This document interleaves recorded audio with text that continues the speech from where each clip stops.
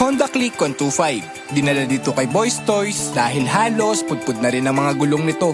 Ang harapan na gulong ni Bossing, medyo makapal pa naman. Pero papapalitan niya na rin ng bago. Dahan-dahan na rin natin binabaklas ito para makuha natin ng maayos ang gulong. At syempre, dito kay Boys Toys, meron tayong proper tools. Ang ipapalit pala natin na gulong at ang napili ni Bossing, walang iba kundi ang IRC tire. Matagal na ring subok si IRC pagdating sa ganitong larangan. Pagdating sa mga gulong, iba-iba ang ating mga pangangailangan.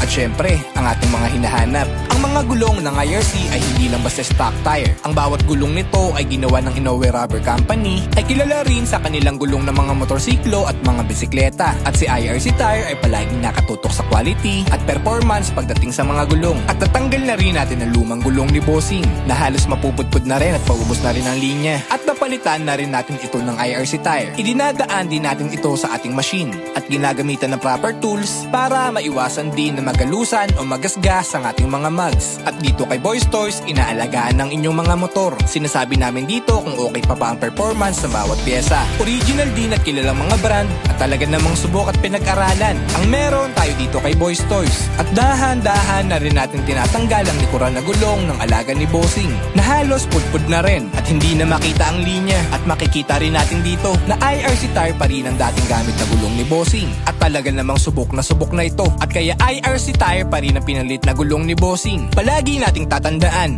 na i-check at i-maintenance ang ating mga alaga. Huwag na nating hintayin na bumigay ang mga pyesa o kaya hintayin na mabutas pa ang ating mga gulong. Dahil karamihan madalas iniisip na pwede pa yan at kaya pa yan. Tandaan natin na buhay rin ang nakataya sa pang-araw-araw natin na biyahe at pagpasok sa trabaho ay motorsiklo ang ating ginagamit. Bumisita lamang po tayo dito kay Boys Toys para sa mga katanungan o gustong ipacheck ang inyong mga motor. Mag-PM lamang po dito sa aming Facebook page. Huwag kalimutang mag-like and follow para palagi kang updated dito kay Boys Toys.